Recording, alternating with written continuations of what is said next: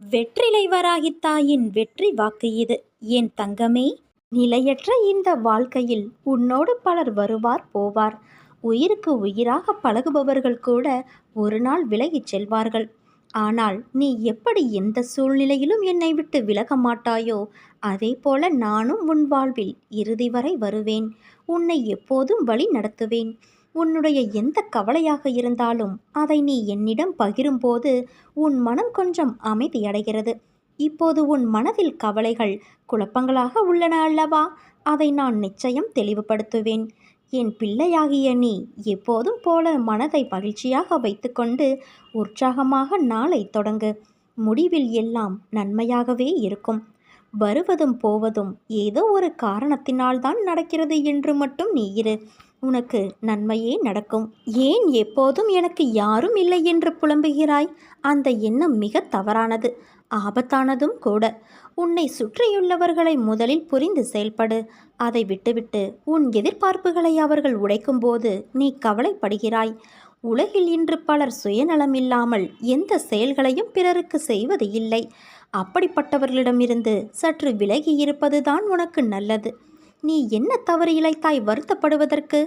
உன்னை ஏமாற்றியவர்களே நம்பிக்கையோடு செயல்படும்போது நீ அவர்களை விட அதீத நம்பிக்கையோடு செயல்பட வேண்டும். எந்த சூழ்நிலையிலும் உனக்கு யாரும் இல்லை என்று வருந்தாதே. உலகில் உள்ள அனைவருக்கும் ஒவ்வொரு விதமான சுமைகள் இருந்து கொண்டேதான் இருக்கும்.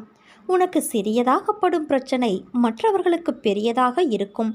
அவர்களுக்கு சிறியதாக தெரியும் பிரச்சனை உனக்கு தலையாய பிரச்சனையாக இருக்கும். உன் வாழ்வில் தைரியமாக உன்னை சூழ்ந்துள்ள துயரங்களை எதிர்த்து நின்றால்தான் அதை வெற்றி காண முடியும்.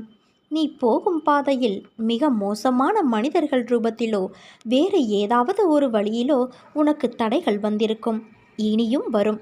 ஆனால் நீ அஞ்சாதே. தைரியமாகவும் நம்பிக்கையோடும் உன் இலக்கை நோக்கி போய்கொண்டே இரு. உன் கடமைகளிலிருந்து ஒரு நாளும் தவறாதே. நீ இதுவரை சந்தித்த வேதனைகள் எல்லாம் எப்படி காணாமல் போனது என்று நினைத்து நீ வியக்கும் அளவிற்கு நிச்சயம் மாறுதல்கள் நடைபெறும். நம்பிக்கையோடு நான் கூறும் வார்த்தைகளை பின்பற்று. எவையெல்லாம் நீ இழந்தாயோ அதைவிட அதிகமாக நான் உன்னை வந்து சேரும்படி செய்வேன். எல்லாம் தெளிவு பெற்று நீ வாழ்வில் முன்னோக்கி மகிழ்ச்சியாய் செல்லும் காலம் வந்து விட்டது. இது உன் அன்னையான என்னுடைய சத்திய வாக்கு. என் சம்மதமில்லாமல் மரணம் கூட உன்னை தொட முடியாது. அதிசயம் வந்து கொண்டு இருக்கிறது குழந்தையே, என்னை நம்பு.